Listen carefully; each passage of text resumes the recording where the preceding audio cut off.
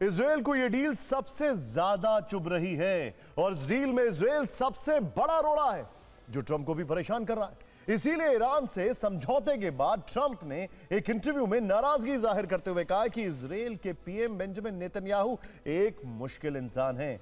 उन्होंने लेबनान पर हमले करके डील को पटरी से उतार ही दिया था। मैंने ईरान को परमाणु हथियार बनाने से रोका है। अगर ईरान के पास परमाणु हथियार आ जाते तो इस समझौते के बिना इजराइल 2 घंटे भी नहीं टिक पाता। मैंने इजराइल को परमाणु हमले से पूरी तरह खत्म होने से बचाया है। नेतन्याहू को डील में कांटा बनने के बजाय मुझे थैंक यू कहना चाहिए।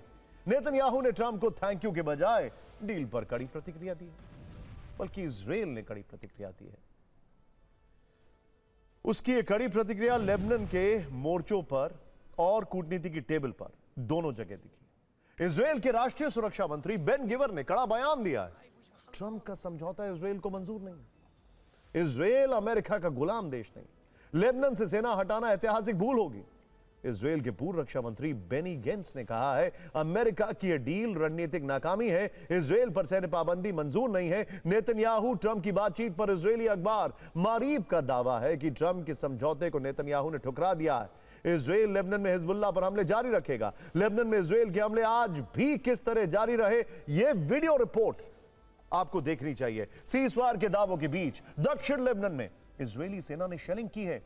नाबते अल-फोका और कफ्र तेबनीत में हमला किया गया है। सदर्न लेबनान का हिस्सा है ये सब। बेरूत में बिल्डिंग पर इजरायली वायुसेना की बमबारी हुई है। उत्तरी इजराइल पर रॉकेट हमले का बदला लिया गया।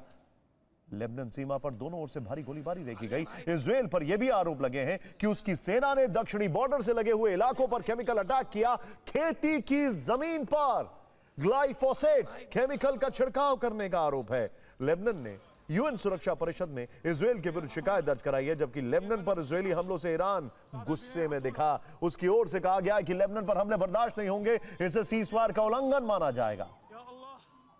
ईरान इसलिए भड़का हुआ है क्योंकि अमेरिका के साथ हुई डील में यह शर्त भी प्रमुख है कि सभी मोर्चों पर सीजफायर तत्काल प्रभाव से लागू होगा।